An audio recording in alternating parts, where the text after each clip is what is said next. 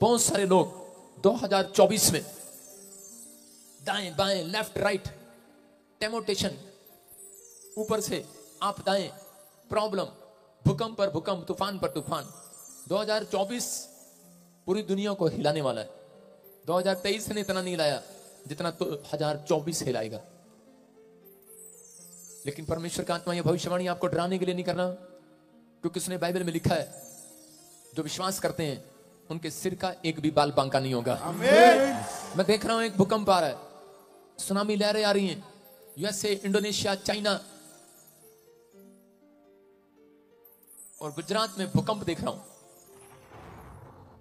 और इसी समय परमेश्वर का आत्मा कहता है कुछ झटके महसूस होंगे।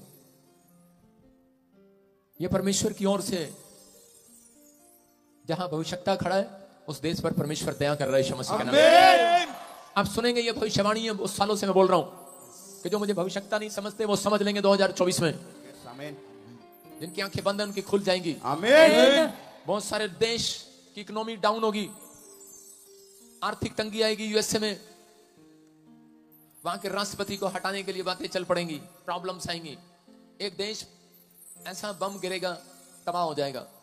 2024 मार्च के बाद प्रधानमंत्री मोदी फिर एंट्री मारेंगे। अबलबा शबलबा शबलबा।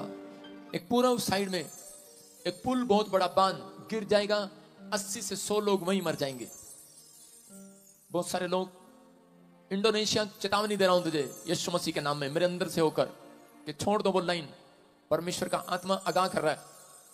चाइना मजबूत होने की स्थिति में हो जाएगा। चीन और यूएसए का मुंह लाल हो जाएगा। इसका मतलब है कि मैंने देखा दर्शन में कि वो लाल हो रहे हैं, पीले हो रहे हैं, काले हो रहे हैं, क्योंकि वो लड़ रहे हैं आपस में और काफी प्रॉब्लम्स होने झेलना पड़ेगा। जो स्पिरिचुअल का नाटक करते हैं, अंदर कुछ और बाहर कुछ, प्रॉब्लम्स आएंगी। मैं प्रार्थना कर रहा था, मैंने देखा अमिताभ बच्चन जी हॉस्पिटल में चले गए। मैंने पहले भी बोला था आपको 2022 में, फिर कह रहा हूं कुछ प्रॉब्लम आई है, आप दुआ करें, मैं इससे ज्यादा कुछ नहीं बोलूंगा। अबलबा शबलबा शबलबा। बेनहीन क्यों, पास्टर बेनहीन को आप जानते हैं, बुजुर्ग हो गए। मैं क्यों कह रहा हूं मुझे नहीं पता, लेकिन परमेश्वर उनके लिए भी दुआ करने के लिए बोल रहा है। मैं देख रहा हूं कुछ आने वाले समय में बहुत सारे आतंकी हमले यूरोप के ऊपर होंगे। इटली, जर्मनी, फ्रांस, ऐसे अलग अलग जगह पर कुछ प्रॉब्लम्स क्रिएट होना स्टार्ट होंगी। अबलबा शबलबा शबलबा। पवित्र आत्मा कह रहा है कि लेकिन जो लोग इस बात को अमल कर लेंगे कि मैं 2 टाइम सुबह प्रार्थना करके 2 टाइम बाइबल पढ़ के घर से निकलूंगा, परमेश्वर का आत्मा कह रहा है उनका एक भी बाल, सिर का बाल बांका नहीं होगा।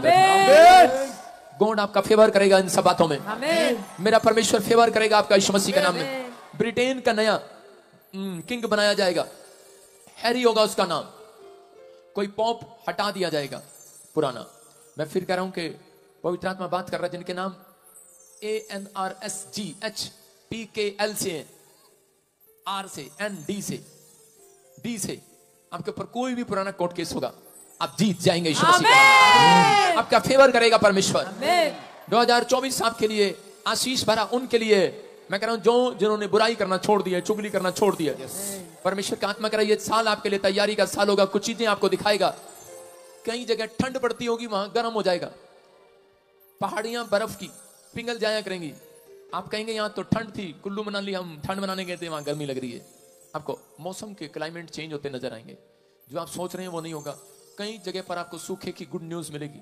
इसको बोलते हैं गुड न्यूज। जिन लोगों ने पानी को वेस्ट किया है, पानी की कदर नहीं किया, वो लोग देखेंगे पानी की प्रॉब्लम को, किल्लत को। अबलबा शबलबा। पवित्र आत्मा कहता है कि कुछ देश कोशिश करेंगे भारत से ऊपर आने की, लेकिन ऊपर नहीं आएंगे। भारत एक ऐसी खोज कर लेगा जिसका चारों तरफ देशों में नाम हो जाएगा यीशु मसीह के नाम में। केजरीवाल को मैंने कुछ समस्या में देखा, प्रार्थना करें। ममता बनर्जी को कुछ समस्या में देखा, परमेश्वर का आत्मा करे कुछ लोग इकट्ठे होकर दुआ करें अपने सीएम के लिए, अपने देश के लिए, प्रधानमंत्री के लिए। आइए हम सब सिर पे हाथ रखें और प्रार्थना करते हैं सबके लिए।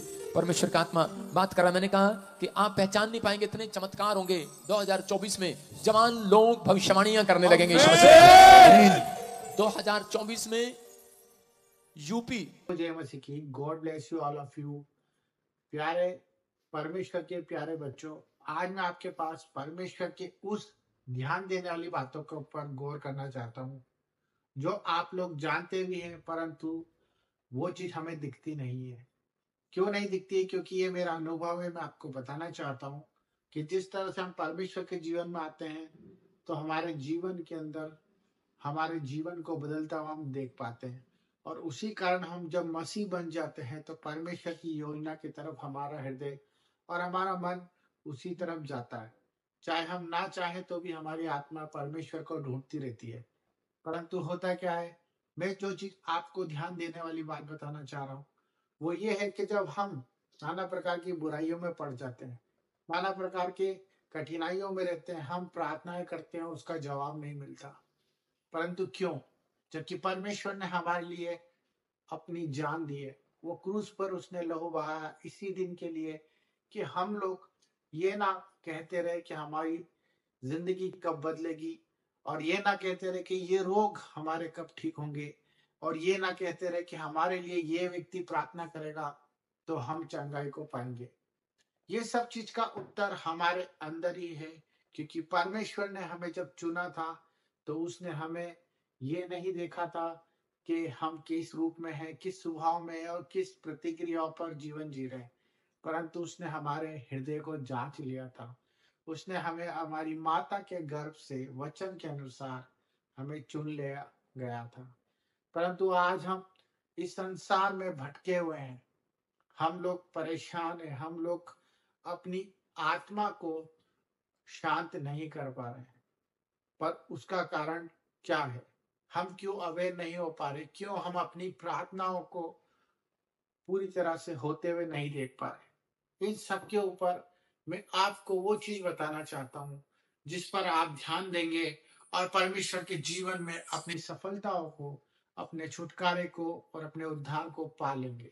तो मेरे भाई बहनों, आप सबसे मेरा निवेदन है कि इस वीडियो को पूरा देखिए, लाइक करें, सब्सक्राइब करें। मैं आपको वो वचन के द्वारा बताने जा रहा हूँ जिसके द्वारा आप पहले से छुड़ाए गए हैं। मैं ये भी जानता हूँ कि आपको सब पता है, परंतु मेरा बताने का फर्ज है।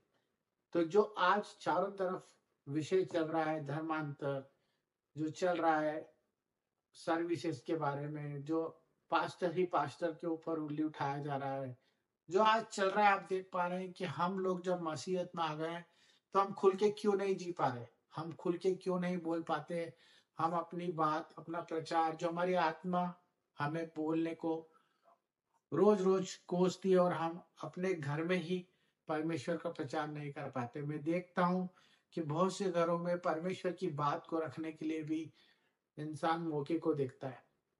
परंतु ऐसा क्यों? क्योंकि ये सब चीजें इसलिए हो रही है क्योंकि हम वचन को पढ़ नहीं रहे हैं, हम वचन पर अमल नहीं कर पा रहे हैं। हम प्रार्थना तो करते हैं, परंतु वचन में नहीं बढ़ पा रहे हैं, क्योंकि परमेश्वर का वचन यही कहता है कि जो वचन पे चलेगा वही उद्धार पाएगा। जिस तरह यीशु मसीह ने जब उसकी परख हुई, तो उसने सिर्फ यही कमांड की कि लिखा है कि जब उसकी रोटी की परीक्षा हुई, उसे राजवैभव दिखाने की बात हुई, और उस पर ये बातें कही गई कि तू दंडवत कर और तुझे सब कुछ मिल जाएगा। उसी प्रकार आज हमारी संसार में परख हो रही है। वो हमें बीमारियों में मिल रही है, वो हमें लाचारियों में मिल रही है, वो हमारे पर आरोप लगाया जा रहा है, आपस में हम लोग लड़ रहे हैं। ये सब एक ही चीज का उदाहरण है कि हम अपना उद्धार क्यों नहीं पा रहे, क्योंकि हम वचन पर कमांड नहीं कर पा रहे। हमें वचन को सुनना भी है और वचन को बोलना भी है। हमें सुनने वाले कान तैयार करना है और देखने वाली आंखें। हमें बोलने वाला जीव जो हमारे वचन के ऊपर और हमारे परमेश्वर की हर एक बात को सुनता है और परमेश्वर की हर बात को कहने वाला हो। नीडर होके चलने वाला बनना है, हमें वचन पर अमल करने वाला बनना है। तभी हम परमेश्वर की संतान और परमेश्वर के कामों को होता हुआ देखेंगे। यही हमारा जीवन है। अगर हम वचन को पढ़ेंगे और वचन पर चलेंगे, तो मेरे भाई बहनों, आप जो प्रार्थना करेंगे वो सब पूरी होगी। God bless you. Thank you. जय मसीह की।